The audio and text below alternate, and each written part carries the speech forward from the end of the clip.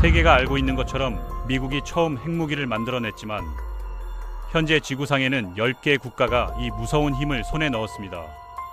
이들 사이에는 협력도 있었지만 대부분 비밀스러운 간첩 활동과 치열한 경쟁, 그리고 배신이 숨어 있었죠. 각각의 나라마다 미국의 맨해튼 프로젝트만큼이나 흥미진진한 비화들이 존재합니다. 하지만 20개국이 어떤 방식으로 기술 개발 경쟁을 벌였는지, 그리고 곧 이 목록에 합류할 가능성이 있는 다른 나라들까지 포함한 전체적인 시간 순서는 거의 알려져 있지 않죠. 지금부터 이 엄청난 이야기의 전모를 파헤쳐 보겠습니다. 모든 일의 시작은 1938년으로 거슬러 올라갑니다. 독일의 과학자들이 핵 분열, 즉 원자를 쪼개어 연쇄 반응을 통해 엄청난 에너지를 방출시키는 능력을 세계 최초로 발견했던 순간이죠. 그 이듬해 알베르트 아인슈타인이 미국 정부에게 이 기술이 무기로 개발될 위험한 가능성을 경고했습니다. 2차 대전이라는 배경 속에서 미국은 긴 시간에 걸친 극비 작전을 통해 최초의 핵무기 개발국이 되었죠. 미국과 영국, 캐나다 출신 과학자들이 힘을 합쳐 맨해튼 프로젝트를 추진했습니다. 이들은 치열한 경쟁 속에서 미국 전체 국내 총 생산의 거의 3%에 달하는 막대한 자금을 이 프로젝트에 쏟아부었죠. 독일 역시 자체적인 핵 개발을 진행하고 있었지만 그 규모는 훨씬 작았습니다. 1945년 5월 독일이 함락한 듯 7월 뒤 7월에 트루먼 대통령이 스탈린, 처칠과 함께 포츠담 회담에서 독일 전후 처리 방안을 논의하던 중이었습니다. 바로 그때 트루먼은 뉴멕시코에서 실시된 트리니티 실험이 성공적으로 완료됐으며 이제 인류가 지금까지 본 적 없는 가장 강력한 무기를 손에 넣게 되었다는 극비 보고를 받았습니다. 트루먼은 스탈린에게 미국이 이 무기를 일본에 사용할 계획이라고 알렸죠. 당시 스탈린은 이미 자국의 핵무기 개발을 진행 중이었고 미국의 맨해튼 프로젝트 내부에 간첩까지 심어두고 있었지만 미국이 자신들을 앞서서 폭탄을 완성했다는 사실에 은밀한 분노를 품었습니다.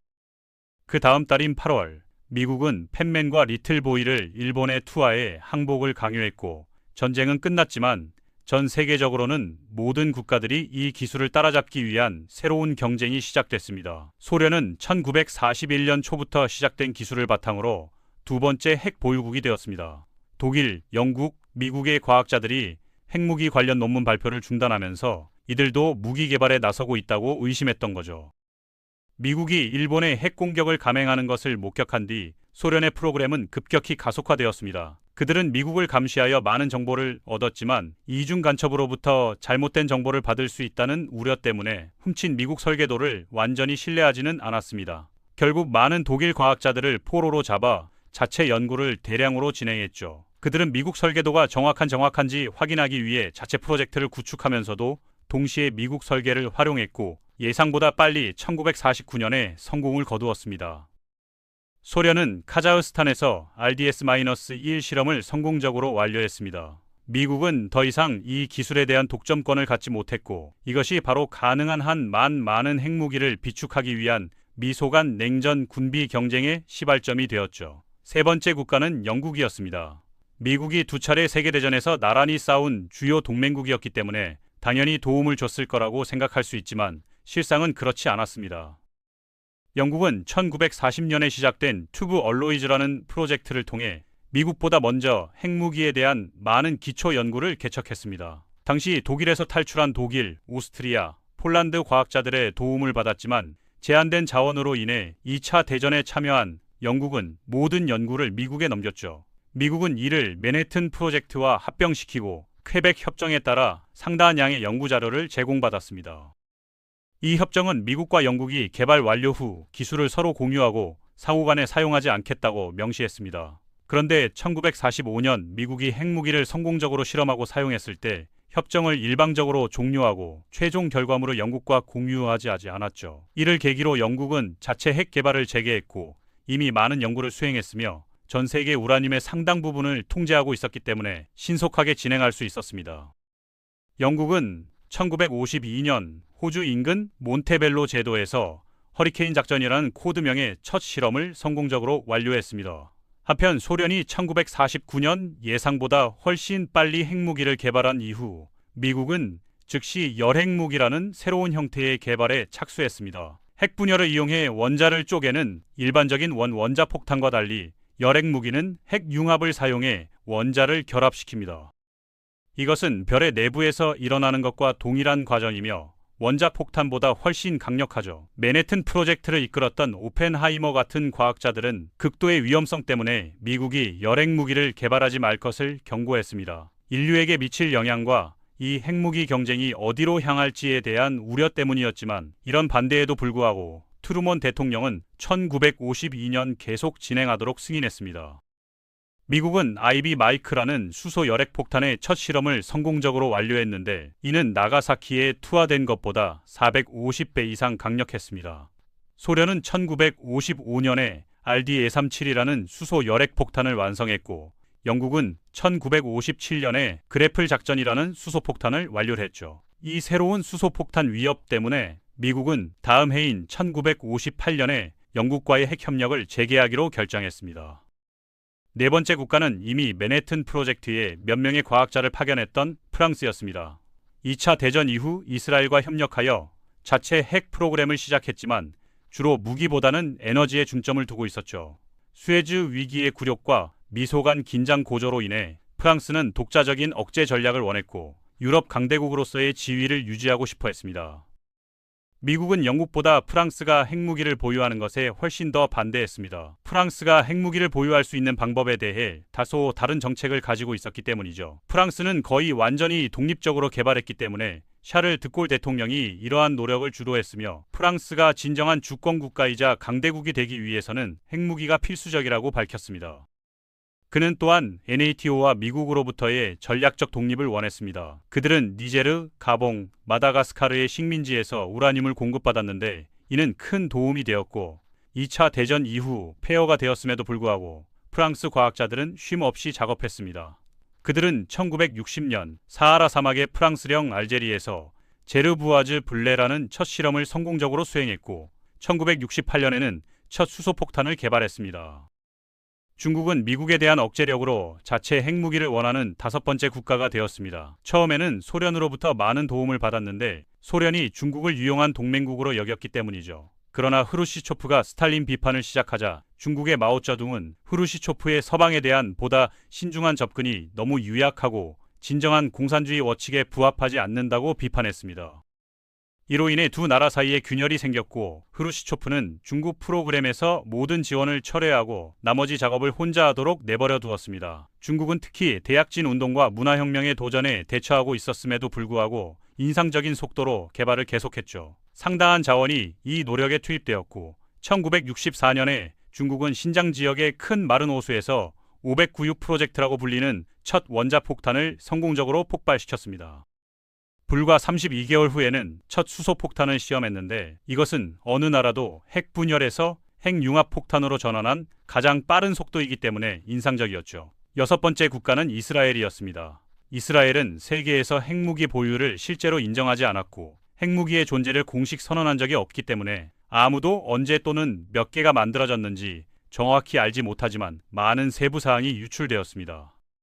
앞서 언급했듯이 이스라엘은 50년대부터 핵 에너지에 대해 프랑스와 협력해왔고 프랑스는 이스라엘이 네게브 사막에 비밀 핵시설을 건설하는 것을 도왔습니다. 이는 1963년에 문제가 되었죠. 케네디 미국 대통령이 이스라엘이 핵무기를 개발하고 있다는 우려를 표명했기 때문입니다. JFK는 이에 강력히 반대했고 미국이 폭탄이 아닌 에너지로 사용되고 있는지 확인하기 위해 시설을 검사할 수 있도록 허용해야 한다고 요구했습니다. 이스라엘은 미국의 요구를 반복적으로 거부하고 지연시켰으며 나중에 무기 제조용으로 밝혀진 숨겨진 지하시설을 감추면서 신중한 단계적 검사만 허용했습니다. 이스라엘 총리 다비드 벤구리온이 핵무기 획득에 집착했다는 보고가 있었고 이로 인해 당시 가까운 동맹국이 아니었던 미국과 갈등이 생겼죠. 이로 인해 JFK의 후임인 린든 B. 존슨이 1967년경에 완료된 것으로 여겨지는 이스라엘의 핵무기 프로그램을 막는데 훨씬 덜 적극적이었습니다. 하지만 이스라엘의 핵 능력은 60년대 내내 소문과 추측에만 머물렀습니다. 큰 폭로는 1986년 말에 나왔죠. 디모나 핵연구센터에서 일했던 이스라엘 기술자 모르데하이 바누누가 이스라엘을 떠나 영국 언론에 그가 직접 찍은 엄청난 양의 사진과 시설이 실제로 무엇에 사용되는지 자세히 설명하는 문서를 유출했습니다. 그는 로마에서 여성 모사드 요원에게 유인되어 이스라엘 정보당국에 납치되었죠. 그는 자신이 데이트를 하러 간다고 생각했지만 체포되어 이스라엘로 송환되었고 비공개 재판에서 간첩 및 반역죄로 18년 징역형을 선고받았습니다. 그는 현재 언론과 여행에 상당한 제약을 받고 있으며 가석방 위반과 언론과의 대화, 이스라엘 출국 시도로 여러 번 재체포되었습니다. 그의 누설로 인해 이스라엘이 열핵 무기까지 개발했다는 믿음도 생겨났죠. 목록의 7번째 국가는 인도입니다. 인도는 다른 많은 국가들과 마찬가지로 2차 대전 이후 주로 파키스탄과 중국으로부터의 억제 및 보호를 위해 이 최신 기술이 필요하다고 표명했습니다. 연구는 1940년대에 시작되었지만 이 과정을 완료하는데 수십 년이 걸렸죠. 인도는 1962년 중국의 침공을 막기 위해 히말라야에서 중국과의 국경 전쟁에서 패배한 후 개발이 가속화되었습니다.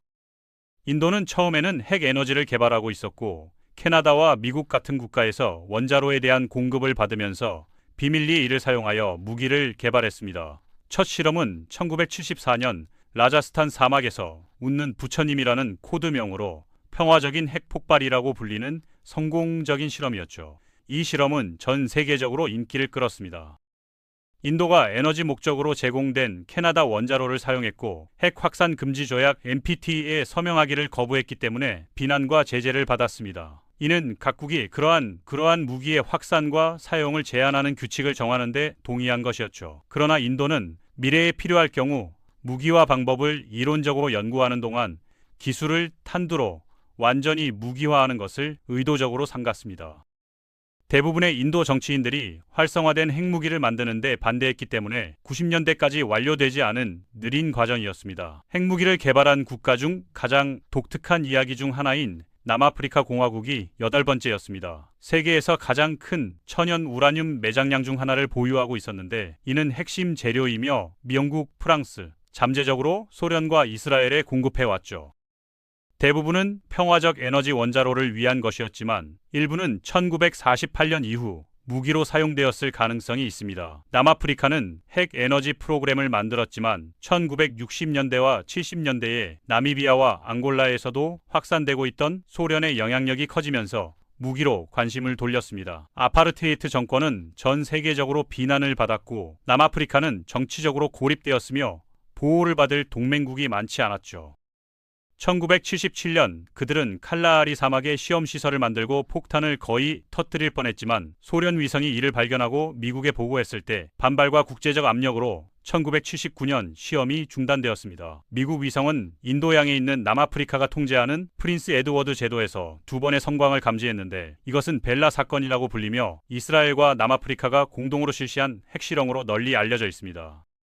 그들은 아마도 남아프리카가 자체 프로그램을 위해 이 연구의 일부를 얻는 대가로 이스라엘이 그곳에서 무기를 시험하도록 허용했을 것입니다. 당시 아직 기능적인 무기가 없었던 남아프리카는 1980년대 중반까지 히로시마에 투하된 것과 거의 같은 폭탄 6개를 만들었으며 이스라엘의 도움으로 이를 달성한 것으로 여겨집니다.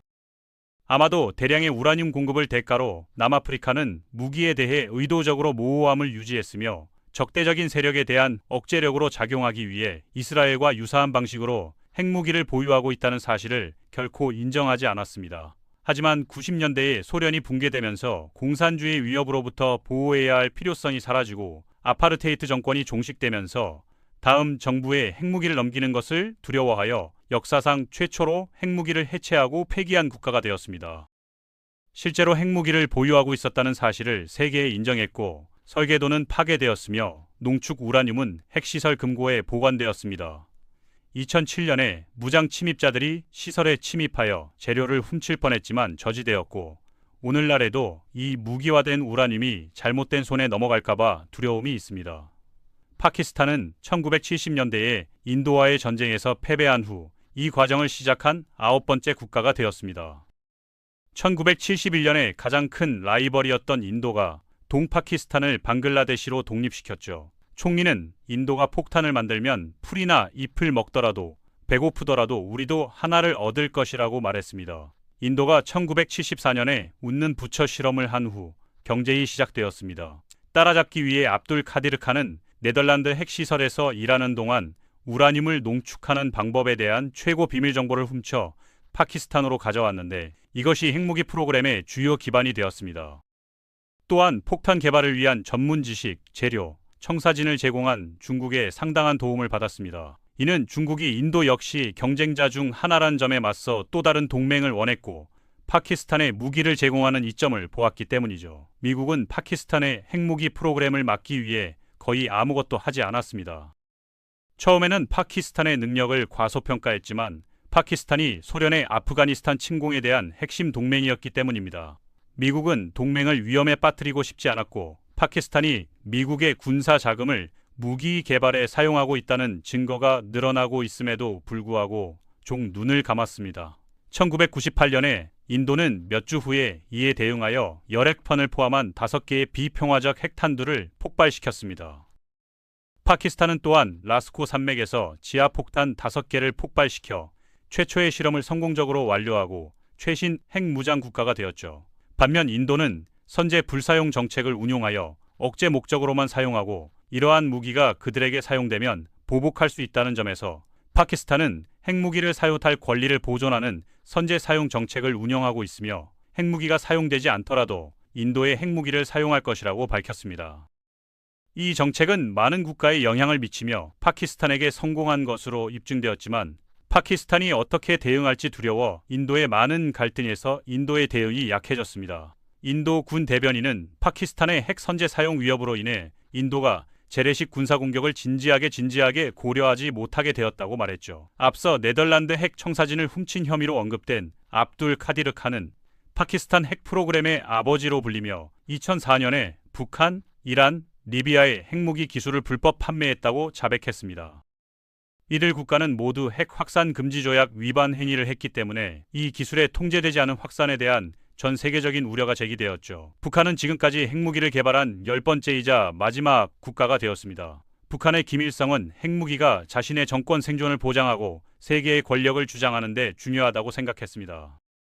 1950년대 오랜 라이벌인 한국과 미국을 억제하기 위해 소련은 처음에 평화적 에너지 목적으로 최초의 핵 연구시설을 개발하도록 도왔습니다. 많은 북한 과학자들이 소련에서 훈련을 받았죠. 중국과 소련은 북한의 무기 개발 지원 요청을 거부했고 1970년대에 북한은 자체적으로 대규모 천연 우라늄 매장지를 사용하여 독자적인 핵 프로그램을 구축하는 데 집중했습니다.